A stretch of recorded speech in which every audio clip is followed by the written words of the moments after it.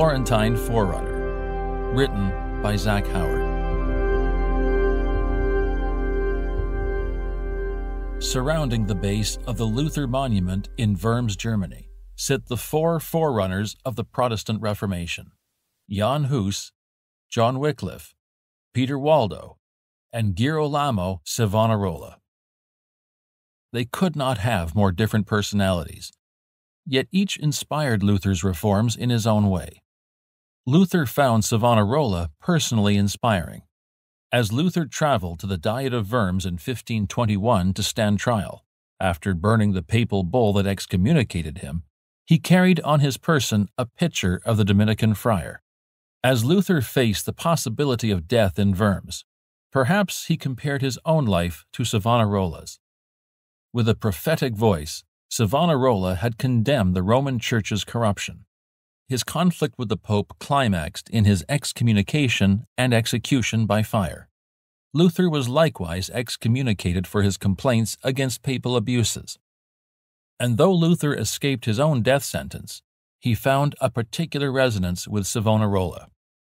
2 years after hiding away in Wartburg Castle, Luther published Savonarola's prison meditations on Psalms 51 and 31 and praised him as that godly man of Florence.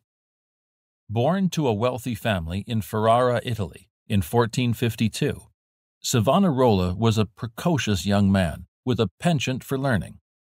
Intended by his parents for the medical field, he made a sudden choice at 23 years old to join the Dominican order, after becoming disillusioned with the vanity of Italian culture. As a young friar, he soaked deeply in the writings of Thomas Aquinas and in Scripture, quickly demonstrating a capacious mind, which allowed him to commit most of Scripture to memory.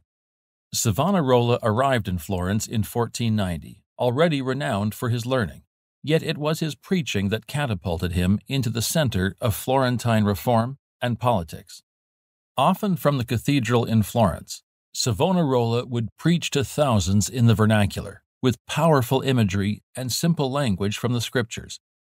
He announced the saving grace of Christ with biblical potency, while simultaneously offering excoriating critiques of the immoral practices of political and ecclesial leaders. His influential preaching, along with some remarkable events outside Savonarola's control, the French king's surprise invasion into Italy, along with a devastating disease, suddenly elevated his influence in Florence. Equally important in his ascent as the city's prophetic voice was the pervasive belief among ordinary people of an imminent, momentous upheaval related to the end times, especially as the year 1500 approached. From 1494 to 1498, Savonarola fomented dramatic political and social change. His preaching became far more prophetic, emphasizing Christ's return. He called Florence to live as a New Jerusalem. His moral reform bled into political reorganization as he worked to establish a Christian republic, much like Calvin later did in Geneva. Towards the height of these changes, he organized the youth of Florence to model and incite for reform, precipitating several bonfires of vanities in protest against the annual Mardi Gras carnival.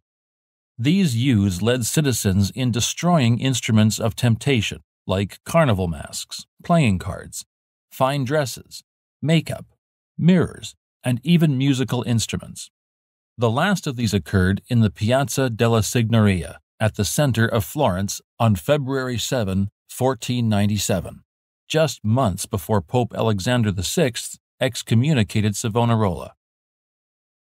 After his excommunication, Savonarola's conflict with Pope Alexander VI exploded when the Pope captured letters Savonarola had sent to the kings of France, England, Spain, Hungary, and the Emperor of Germany, pleading with them to call an ecclesiastical council to depose the Pope for his abuses.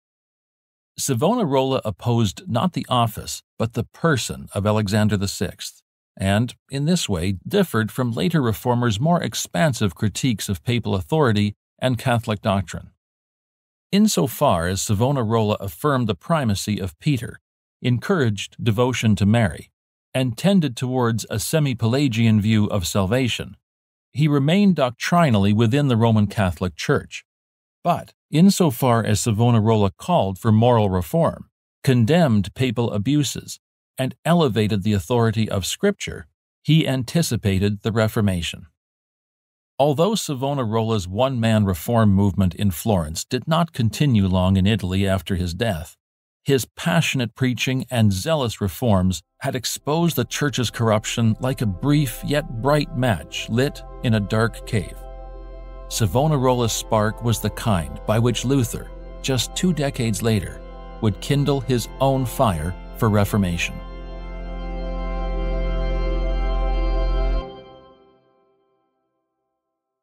You've been listening to Here We Stand, a series of 31 short biographies on heroes of the Protestant Reformation.